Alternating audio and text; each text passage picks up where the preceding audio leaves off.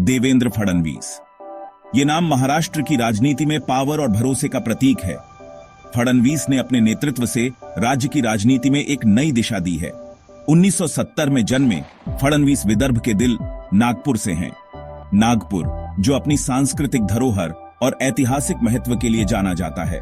उनका सफर समर्पण, महत्वाकांक्षा और जनसेवा के प्रति अटूट प्रतिबद्धता का रहा है। उन्होंने हमेशा अपने लोगों के हितों को प्राथमिकता दी है। शुरुआत से ही फडणवीस ने सामाजिक कार्यों और समाज सेवा में गहरी रुचि दिखाई। उन्होंने युवावस्था में ही समाज सेवा के महत्व को समझा। तब किसी को नहीं पता था कि नागपुर का ये नौजवान एक दिन भारत के सबसे अमीर राज्य का नेतृत्व करेगा। उनकी यात्रा प्रेरणादायक और अद्वितीय रही है।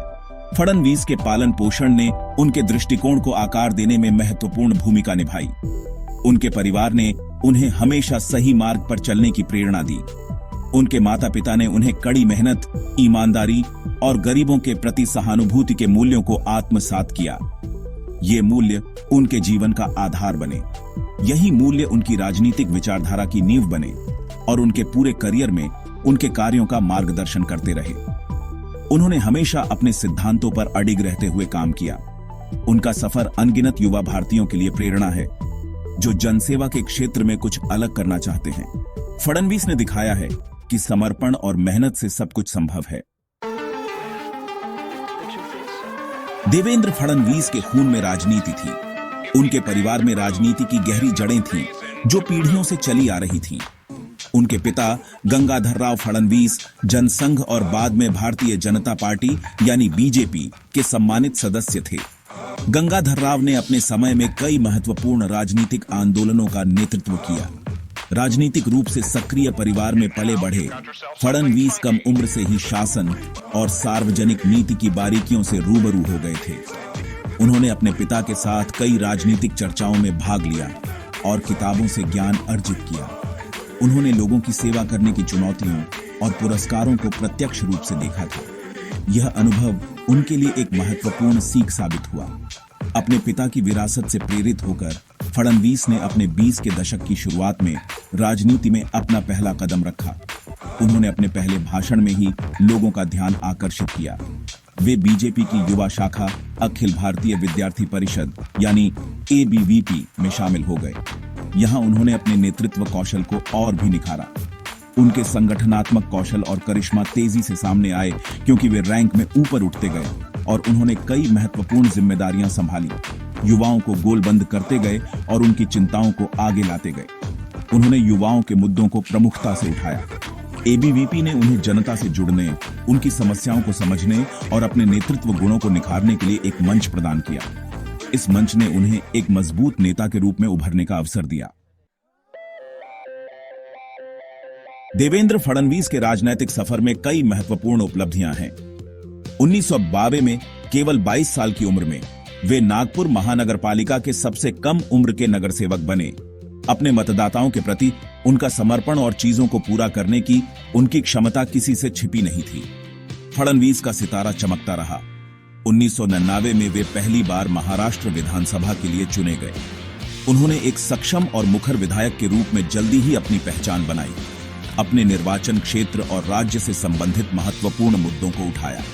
सभी वर्गों के लोगों से जुड़ने की उनकी क्षमता, शासन की उनकी गहरी समझ के साथ ने उन्हें महाराष्ट्र की राजनीति में एक ताकत बना दिया। 2014 में देवेंद्र फडणवीस ने महाराष्ट्र के पहले बीजेपी मुख्यमंत्री बनकर इतिहास रच दिया। उनका कार्यकाल बुनियादी ढांचे के विकास और आर्थिक विकास पर जोर देने के लिए जाना जाता है। फडणवीस समझते थे कि निवेश आकर्षित करने और रोजगार के अवसर पैदा करने के लिए एक मजबूत बुनियादी ढांचा महत्वपूर्ण है। उनके नेतृत्व में महाराष्ट्र ने Mumbai Nagpur Samruddhi expressway, Mumbai trans harbour link और नागपुर मेट्रो सहित कई महत्वाकांक्षी बुनियादी ढांचा परियोजनाओं को शुरू और पूरा होते देखा। इन परियोजनाओं ने न केवल संपर्क में सुधार किया, बल्कि हजारों नौकरियां भी पैदा की और राज्य की अर्थव्यवस्था को बढ़ावा दिया। आधुनिक और समृद्ध महाराष्ट्र के लिए फडणवीस का दृष्टिकोण लोगों के साथ मेल खाता था, जिससे एक ऐसे नेता के रूप में उनकी छवि मजबूत हुई जो अपने वादों को पूरा करता है। भाग 5, बुनियादी ढांचे से परे समाज कल्याण और सशक्तिकरण। जहां बुनियादी ढांचे का विकास एक प्रमुख फोकस क्षेत्र बना रहा, वहीं देवेंद्र फडणवीस की सरकार ने समाज कल्याण और सशक्तिकरण को भी प्राथमिकता दी। उन्होंने किसानों, महिलाओं और वंचित समुदायों के जीवन को बेहतर बनाने के उद्देश्य से कई योजनाएं लागू की। फडणवीस की सरकार ने जल युक्त शिवार योजना शुरू की, जो महाराष्ट्र को सूखा मुक्त बनाने के उद्देश्य से एक प्रमुख कार्यक्रम था। इस योजना में जल संरक्षण, वर्षा जल संचयन और चेक डैम बनाने पर ध्यान केंद्रित किया गया। इससे राज्य के जल स्तर में उल्लेखनीय सुधार हुआ और किसानों को बहुत जरूरी राहत मिली। सामाजिक न्याय के प्रति उनकी प्रतिबद्धता उनकी सरकार द्वारा शिक्षा, स्वास्थ्य सेवा और कौशल विकास को बढ़ावा देने के प्रयासों में स्पष्ट थी, खासकर समाज के वंचित वर्गों के लिए। भाग 6, गठबंधन की कला। महाराष्ट्र के राजनीतिक परिदृश्य को समझना। महाराष्ट्र का राजनीतिक परिदृश्य अपनी जटिलताओं और बदलते गठबंधनों के लिए जाना जाता है। देवेंद्र फडणवीस एक चतुर राजनीतिज्ञ साबित हुए, जिन्होंने मुख्यमंत्री के रूप में अपने कार्यकाल के दौरान इन जटिलताओं को बड़ी कुशलता से समझा। फडणवीस ने शिवसेना के साथ गठबंधन सरकार का नेतृत्व किया, जो एक अलग विचारधारा और अक्सर अलग अलग विचारों वाली पार्टी है। वैचारिक मतभेदों के बावजूद शिवसेना के साथ सौहार्दपूर्ण और कामकाजी संबंध बनाए रखने की उनकी क्षमता उनकी राजनीतिक कुशाग्रता का प्रमाण थी। वह समझते थे कि महाराष्ट्र की बेहतरी के लिए अलग अलग राजनीतिक रुख रखने वाली पार्टियों के साथ भी एक समान आधार खोजने और साथ काम करने के लिए महत्वपूर्ण है। भाग 7, एक नेता का साहस, चुनौतियों का सामना करना। मुख्यमंत्री के रूप में देवेंद्र फडणवीस का कार्यकाल चुनौतियों के बिना नहीं था। प्राकृतिक आपदाओं से लेकर राजनीतिक विवादों तक उन्होंने हर बाधा का सामना लचीलापन और दृढ़ संकल्प के साथ किया। जब राज्य में भीषण सूखा पड़ा तो फडणवीस की सरकार ने तेजी से काम किया, राहत उपाय प्रदान किए और पानी की कमी के दीर्घकालिक समाधान लागू किए। उन्होंने आगे बढ़कर नेतृत्व किया, प्रभावित क्षेत्रों का दौरा किया, लोगों से बातचीत की और यह सुनिश्चित किया कि सरकारी सहायता जरूरतमंदों तक पहुंचे। इन संकटों से निपटने के उनके तरीके ने उनके नेतृत्व गुणों और दबाव में शांत और निर्णायक बने रहने की उनकी क्षमता का प्रदर्शन किया। भाग 8, अप्रत्याशित मोड़, एक अल्पकालिक दूसरी पारी। घटनाओं के एक आश्चर्यजनक मोड़ में देवेंद्र फडणवीस ने 2019 में दूसरी बार मुख्यमंत्री पद की शपथ ली।